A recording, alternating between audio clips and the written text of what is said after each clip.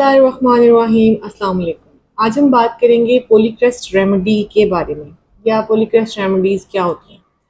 ये वर्ड हमने first year में एज अ स्टूडेंट लाइफ में पढ़ लिया होता है और काफ़ी हद तक हमें उस पर इसकी डिस्क्रिप्शन या अंडरस्टैंडिंग भी हो जाती है, लेकिन ये एक्चुअल क्या चीज़ है, ये रेमेडीज़ कैसे काम करती हैं, इनकी इंपॉर्टेंस होम्योपैथी में कितनी ज़्यादा है, इसकी अहमियत का अंदाज़ा ओबियसली हम जब अपनी प्रैक्टिकल लाइफ में आते हैं, क्लिनिकल प्रैक्टिस करते हैं, तब हमें होती है।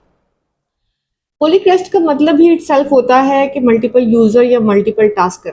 ये ऐसी रेमेडी है जो कि मल्टीपल टास्क पे काम कर सकती है। और अगर मैं इसको हमारी होम्योपैथी की लैंग्वेज में बात करूँ तो it's works on totality of symptoms. और टोटलिटी ऑफ सिम्टम्स का मतलब अगर आ जाए तो आपको पता है it's about constitution, about temperament, about mathematic background, उसका थर्मल रिलेशनशिप्स, उसके डिज़ायर्स, लाइक डिसलाइक्स, उसकी aggravation modalities and everything. Polycrest remedies की जो रेंज है, एक्शन रेंज है, वो बहुत वाइड है, यानी हेड टू टो ये हर organ system, even cellular level, tissue level पर भी अपना काम कर सकती है। ये रेमेडीज जो हैं ये हमारी होम्योपैथी का कोर कहलाती हैं या कोर होती हैं, क्योंकि राउंड अबाउट 80 to 90% जो प्रैक्टिस है वो हमारी एटलीस्ट फर्स्ट प्रेस्क्रिप्शन इन्हीं रेमेडीज पे होती है। फर्दर हम कॉन्स्टिट्यूशनल बेस पे इन्हीं रेमेडीज़ को लेके चलते हैं। हाँ, फिर हम सम टाइम हेल्पिंग रेमेडीज़ के तौर पे कुछ बेसिक दवाइयों को या विदाउट जिन्हें हम कॉन्स्टिट्यूशनल रेमेडी या जो पॉलीक्रेस्ट कैटेगरी में नहीं आती, हम उन रेमेडीज़ का इस्तेमाल करते हैं। पॉलीक्रेस्ट रेमेडी की सबसे बेहतरीन बात यह है कि इसकी जो प्रूविंग की गई थी या इनकी जब प्रूविंग की गई थी वो मल्टीपल प्रूवर्स पे की गई थी। इनका रिकॉर्ड टेक इतना ज़बरदस्त है कि इसमें गलती के चांसेस भी बहुत कम है। तो आप जो भी दे रहे हैं अपने रिकॉर्ड और हिस्ट्री के मुताबिक वो बिल्कुल ठीक हद तक दे रहे होते हैं। एज वेल एज इसकी जो मटीरिया मेडिका की जो इसमें मटीरिया मेडिका का जो इसका रोल है वो बहुत इंपॉर्टेंट है, क्योंकि 80 to 90% हमारा जो मटीरिया मेडिका हम स्टूडेंट लाइफ में पढ़ रहे होते हैं वो पॉलीक्रेस्ट रेमेडीज पे पढ़ रहे होते हैं। As well as polycrest remedies को हम होम्योपैथी की बैकबोन भी कहते हैं, और ओबियसली अगर आप इसको समझ जाएं तो आप मास्टर ऑफ होम्योपैथी भी कहलाते हैं। अब बात करते हैं कि होम्योपैथी के जो पॉलीक्रेस्ट रेमेडीज हैं इनके फर्दर फीचर्स क्या हैं। एक तो मैंने आपको बताया वेल प्रूव्ड होती हैं, लार्ज सिम्टम्स कवरेज इनकी होती है, माइंड की भी करती हैं, बॉडी की भी कवरेज बहुत अच्छी है इनकी। इसके अलावा जो भी रिपर्टरी आप तकरीबन हर रिपर्टरी के अंदर आप जिस भी चैप्टर में जाएंगे वहाँ पे आपको कोई ना कोई पॉलीक्रेस्ट रेमेडी मिल जाएगी। जस्ट लाइक दैट आप फॉस्फोरस की बात करें तो कैंट रिपर्टरी अगर आप उठा लें, आप माइंड के चैप्टर से स्टार्ट करें एंड सो ऑन, जितने भी उसके फर्दर 24-25 चैप्टर्स हैं उनको आप स्टडी करते जाएं तो आपको कहीं ना कहीं हर चैप्टर में फॉस्फोरस ज़रूर मिल जाएगी। इसी तरह अगर मैं बात करूं कि इनके जो फर्दर टोटलिटीज़ की है तो डेफिनेटली जब हम हर चैप्टर में इनकी सिम्टम देख रहे हैं और ड्यूब्लिक देख रहे हैं तो टोटलिटी भी उतनी वास्ट रेंज की होती है।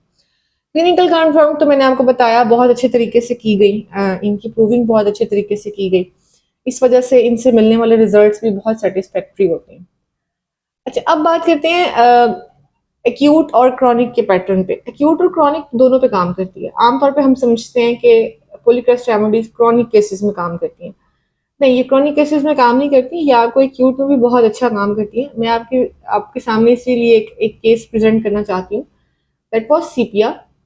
और वो खातून मेरे पास आई और आके उन्होंने मुझे कहा कि मेरी कमर में बहुत सवेयर पेन है। और मैं जिस तरह वो एंटर हुई, जिस तरह वो बैठी, मैं समझ गई कि उनकी कमर का जो ताल्लुक, पेन का जो ताल्लुक है वो उनकी कोई जॉइंट से या कोई उनकी मूवमेंट से नहीं है, बल्कि ये कोई और ही इन्फ्लेमेटरी पेन्स हैं जो कि उनकी कमर तक आ रही हैं। और उस पर मेरा पहला शक, क्योंकि वो फीमेल थी, तो पहला शक मेरा जो गया वो उनके रिप्रोडक्टिव ऑर्गन्स पे गया। खैर वो बैठी, मैंने उनको थोड़ा सा मैं उनको पहले से जानती थी पर्सनली, तो मैंने उनको CPR-30 की एक डोज दी और हम इधर उधर की गपशप में करने लगे। मैंने उसके बाद उनसे कोई सवाल नहीं पूछा, जो 2-4 चीज़ें उन्होंने मुझे बताई वही उन्होंने मुझे बताई और मैंने उनको CPR-30 दी। उसके बाद क्योंकि मैं उनका कॉन्स्टिट्यूशन जानती थी, मैं यहाँ पे एक्सप्लेन कर दूँ कि कॉन्स्टिट्यूशन मुझे किसी हद तक उनका पहले से पता था। CPR-30 ने ये किया कि 5 मिनट के बाद हम 5 मिनट तक कुछ इधर उधर की डिस्कशंस करते रहे। हमने सिम्टम से और डिजीज से रिलेटेड फिर कोई बात नहीं की और मैं इधर उधर की बातों में उनको मैंने बिजी किया। तो जब 5 मिनट गुजरे तो उन्होंने मुझे कहा कि literally I can feel that कि मुझे कभी कमर दर्द हुआ ही नहीं। और वो बिल्कुल उठी और बिल्कुल नॉर्मल तरीके से अंदाज से वो उठी और उठ के तो उन्होंने मूवमेंट स्टार्ट कर दी और वो जाने लगी। खैर मैंने उनको फिर फर्दर समझाया कि आपकी कुछ इन्वेस्टिगेशन हमें फर्दर करनी पड़ेगी, तो आप तो या तो मुझे भी मिल लें या फिर बाद में मेरे पास आ जाइएगा।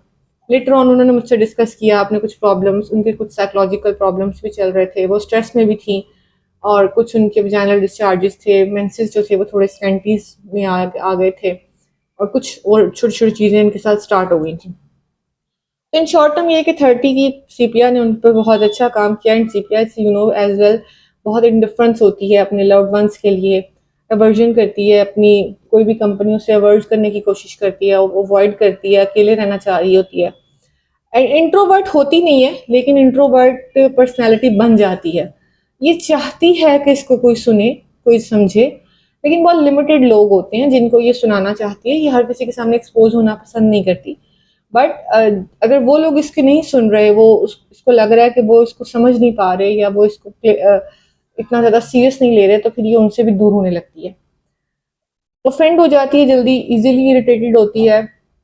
अच्छा, अगर इसके साथ बात की जाए ना तो बहुत इरिटेबिलिटी वाले आंसर्स आते हैं। Even that is the snappish answers, इतने ज़्यादा स्नैपिश आंसर्स करती है, लाइक लाइक जैसे कहते हैं काट खाने को दौड़ना।